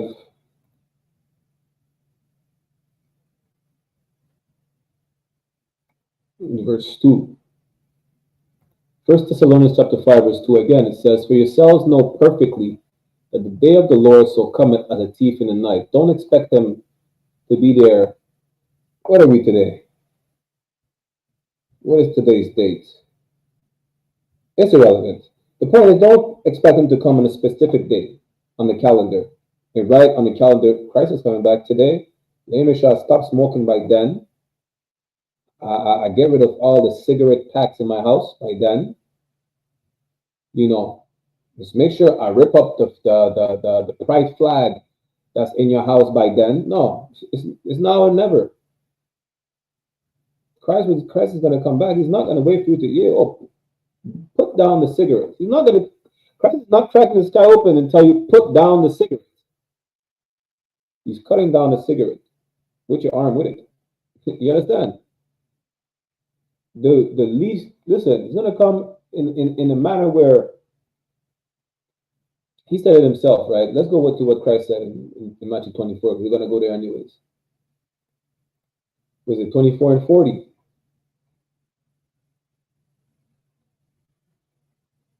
Yeah, we're gonna wait there, right? No, as a matter of fact, yeah, let's go there.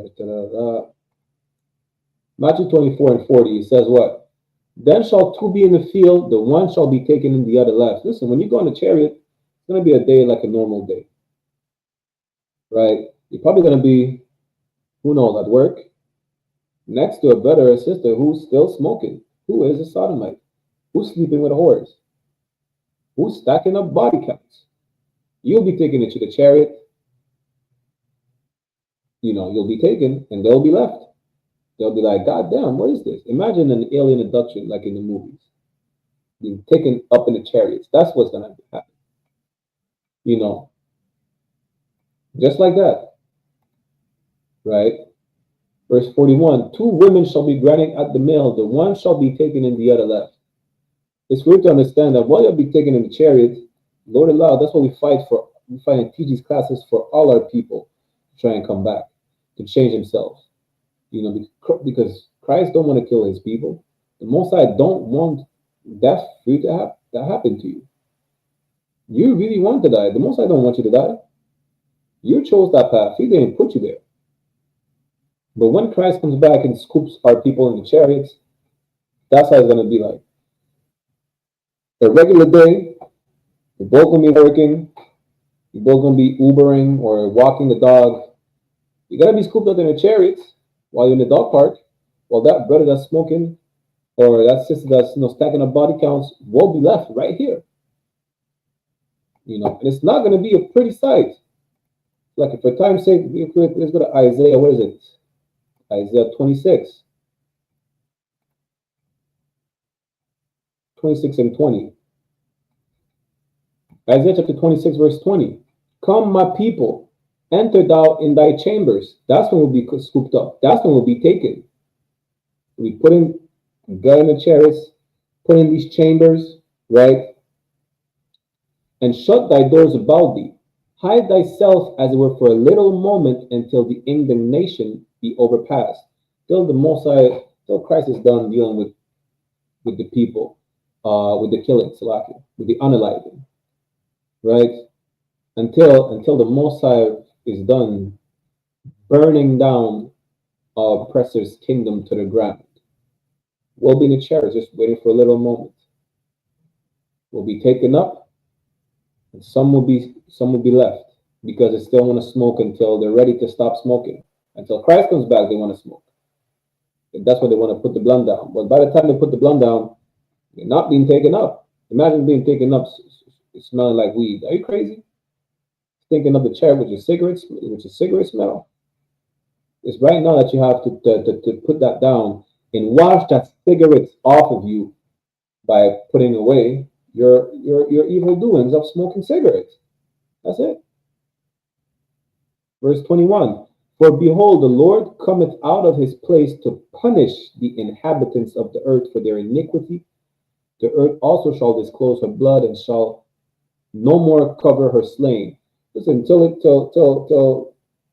we'll be on the chairs in those little chambers till the indignation overpass, till the Most High is done dealing, rendering the judgment of this place of iniquity. Right?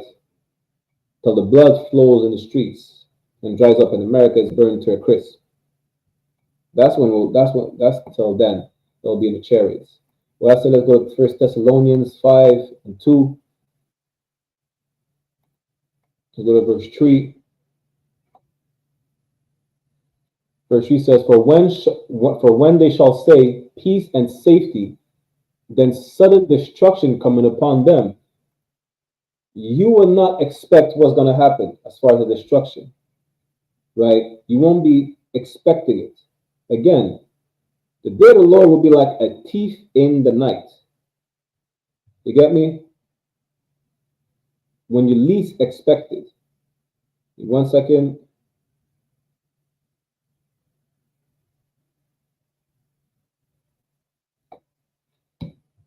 You understand? Let's keep reading. As travel upon a woman with child, and they shall not escape. Just like a woman that's about to give birth. You're not going to be expecting that. Just like a woman that's about to give birth. What is it in first or second Ezra? Second Ezra 16, right? Just like a woman is about to give birth, it's going to be inevitable. It's going to be she doesn't expect. Well, a woman, she knows when she's ready to give birth, right? But some women, like, you see, in these times, right, where you calculate, well, they gave you an approximate window when you're going to give birth, right? Back in the day, they didn't have an approximate window with a calendar saying, July 15th, you're going to give birth to a child. No. But you had signs you're about to give birth. The same signs that Christ are giving you when he's about to come back is a similar way. There's just signs to tell that, yeah, Christ is coming back, just like a woman has sign when she's about to give birth. You understand? And when that child comes out, you know, sometimes the woman, that day the water breaks, is similar to the day when Christ is coming back, like a thief in the night, when you least expect it. You're thinking you're going to give birth today. You're thinking you're going to give birth in 2 weeks. Your water breaks today. You can't stop that from happening. It's like you're thinking Christ is going to come back next month. Guess what? He's coming back tomorrow. He's coming back right now. And yeah, this is what you're going to think, man, I should have probably stopped smoking last week. Yeah, you should have. You understand? Because you have to be ready like Christ is coming back tomorrow. Be ready. Set your mind all right that we just read, like Christ is coming back right now. Because time is running short. Listen, the Houthis just bombed a ship in the middle of the, what, is it the Red Sea or the Dead Sea? It doesn't matter. The Houthis just bombed the ship. The state of Israel just bombed the Houthis. Apparently, Russia is building up its army by Armenia. Listen, you hear wars, rumors of wars, and they're just expanding. They're just waiting for China to make a move. Rocket Man Kim Jong-un is just waiting to press the button. There's more plagues coming. Have you seen the flood in Texas? Another flood just happened in New Mexico. Damn near as big as, or bigger than Texas. There's flood in Pakistan. The flooding in China. China looked like a goddamn swimming pool. It looks like a swamp. China looks like the Everglades with buildings. That's what China looks like. The Euphrates River is drying up like never seen before. Everything that's said that's going to happen in the Bible is happening right now. Don't expect a specific date. Just like when you're about to give birth, don't expect a date you're about to give birth. Now, you know, find out that your water are breaking today. Expect your waters to break at any moment when you're due, right? Expect Christ to come back at any moment right now. Again, you're not waiting for Christ. He's waiting for us. With that said, let's see what the troll had to say before we end the class. He says something about, what does the troll say? Islam crafts the sharpest of intellects and creates humility. I.S.U.P.K is filled with degenerates and idol worshippers. Allah sent the Quran for salvation, except Muhammad as a final messenger. While Islam says that Islam teaches that it's okay to sleep with little girls. The Bible said it's punishable by death. So I think I'm gonna go with the Bible as opposed to Islam. Yeah, that's just enough. Matter of fact, Islam says you can eat pork under certain circumstances. The Bible says you just cannot eat pork, and there's no exceptions. So I think I'm gonna stick with the Bible. You know, you want to worship a rock, worship an elephant. I don't give a damn. You know, especially if you're not my people. If you're my people, stop worshiping rocks and elephants and winds and fire and worship the one and only true living God. That's it. Come back to the law, statutes, and commandments. And as a matter of fact, let's go to Matthew 24 again, real quick, yeah? And don't listen to individuals like this idiot in the chat, because Christ told you so. You go to Matthew chapter 24. Let's get back to that real quick. Matthew 24:3. I know you're an Arab. You didn't have to tell me you're an Arab. I know. Listen, what you should do is wait till you die and go in your heaven with 72 virgins. And then let us know if that's real or not. You know, that's the patience and the faith of the Ishmaelites, not the saints. Because God don't give a damn about the Ishmaelite. The covenant was with Isaac, not Ishmael. Now, Matthew chapter 24, verse 3, it says, and as he sat upon the Mount of Olives, the disciples came unto him privately, saying, tell us, when shall these things be, and what shall be the sign of thy coming and of the end of the world? The disciples are inquiring to Christ about the signs that would happen, you know, of the end of the world. Let's see what he says. Verse 24, he says, and Yahushua answered and said unto them, take heed to no man deceiving you. You see that rock worshiper in the chat of the seed of Ishmael? He's trying to deceive you, telling you Islam is the truth. If Islam is the truth, why can Can't Allah stop the bombs from dropping over there? Allah is not protecting the Muslims in the Middle East. So how is Islam the truth? How is your God not fighting for you? Maybe you should bang your head harder on the rock. Maybe that's what's gonna. Maybe that's what you should do. Maybe then the rock will respond. Maybe that's what you should do. You understand? The God of the children of Israel is a living God. All these nations, listen, even you Ishmaelites know that our God is the one and only true living God. As a matter of fact, I forgot if it's Muhammad himself or one of the caliphs that he sent to spread Islam after his death. They were saying when they conquered the Byzantine Empire that God is not with them, that their God is not with them. And who was in the Byzantine Empire at the time of the Islamic conquest? It was us. It was us. You understand? We were the ones that was conquered in the Byzantine Empire. And at the time of the Byzantine Empire, before the spread of Islam, we were over the land of the land they're fighting today. That Palestine, Israel, Lebanon, we were there.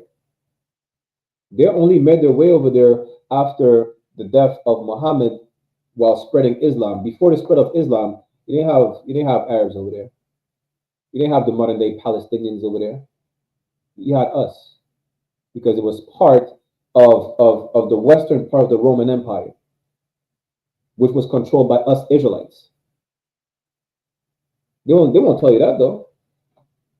But again, take heed to no man deceiving you. Listen, pray to Allah. Tell Allah to make bombs, to stop the bombs from dropping. Understand? If Islam is the truth, well, so be it. Why don't you fight the Chinese men and convert them to Islam?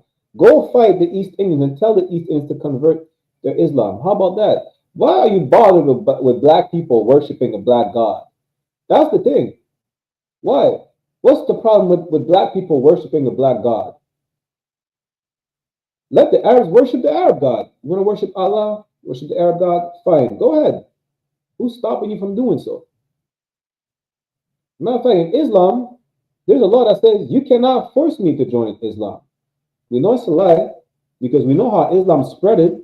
It spread just like Christianity, by the way of the sword. The point is, you want to worship Allah? Go ahead and worship Allah. Worship the Arab God. You're an Arab, worship the Arab God. Guess what? I'm a nigga. I'm gonna worship the nigga God. That's what I'm gonna do. With that said, I'm gonna end the class right here. You understand? I'm Priest and Officer 500 Barakiala with the I.S.U.P.K, which is the Israelite School of Universal and Practical Knowledge, out of 1 West 125th Street, Harlem, New York, under Command Angel and YAHANNA. Since 1969, I'll be telling you the truth about your identity, your culture, which is not, you're not an Arab, therefore Islam is not your culture. You're Israelites. You understand? You being an Israelite, your culture is to follow the laws, statutes, and commandments that is found in this book called the Bible, which is your historical record, your constitution to you so-called Black, Latinos, and Native Americans, and no one else. Make sure you come to these classes, like, share, subscribe. Again, it's time like never before. It's time like never before to come back on the right side of the Most High, to change your ways, and to not go back to your crooked ways, to wash yourself from your disgusting lifestyle and not bathe in it again, right? With that said, I'm going to get a security announcements. Y'all get ready for General Hyman's scripture breakdown class, which will start on 1 West online classes on YouTube. With that, shalom.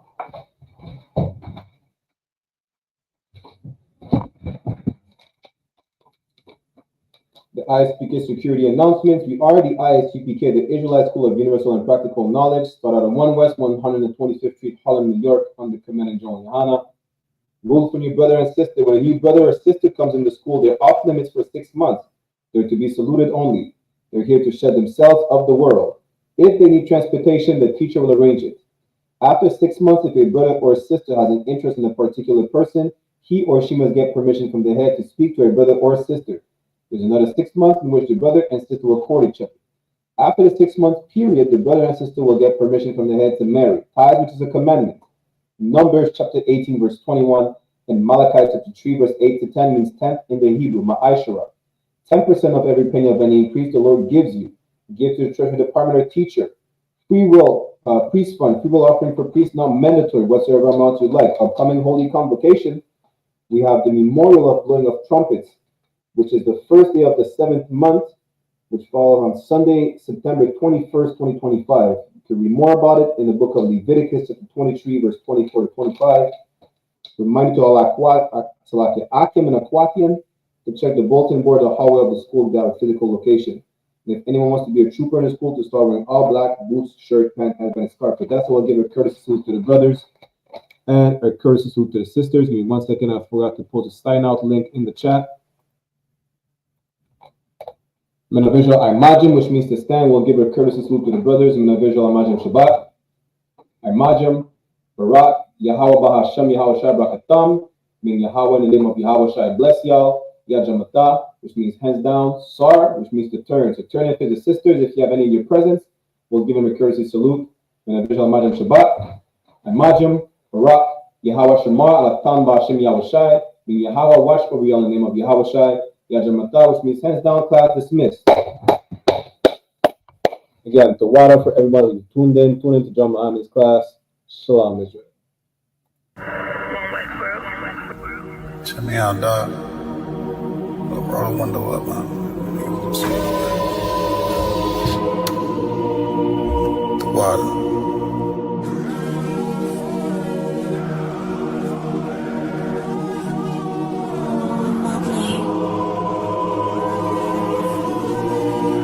Ain't no better, dog, brother. The son of a king. I don't Balenciaga. I might just wear Kyla. I might just wear the Pradas. But I'm thinking long term, so I might say the dollars. We ain't no better. I'm just being honest. I should've went to college, but I was thinking violence. It's a one West world. We the fucking livest. Break it down, we break ground. We don't break no damn promise. Let's get active, dog. Don't tell me how you feel about it. These cats saying too much. They ain't learn enough. You maxed out the first quarter, I'm still warming up. These niggas tossing up a brick, they can't score with us.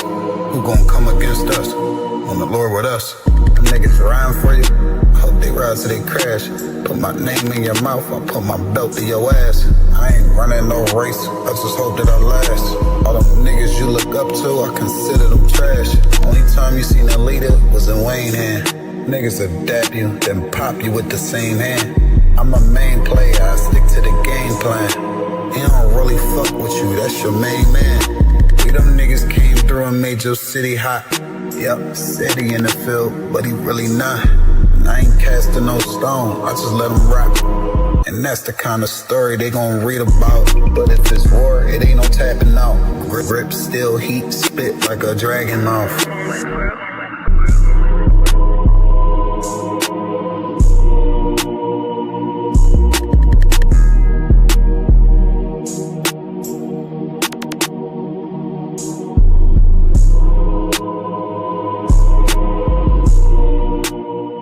I.S.U.P.K presents the 8th annual Midwest Fire Weekend 2025. A day of brotherhood, sisterhood, food, fun, and unity. We raising funds to cover the barbecue, the food, the drink, bounce houses, snow cones, games, and more, so the whole family can come out and enjoy.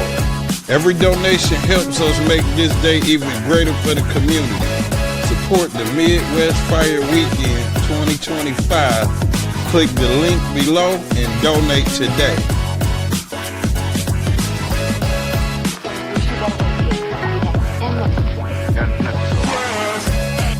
Hey, listen, brothers and sisters, man.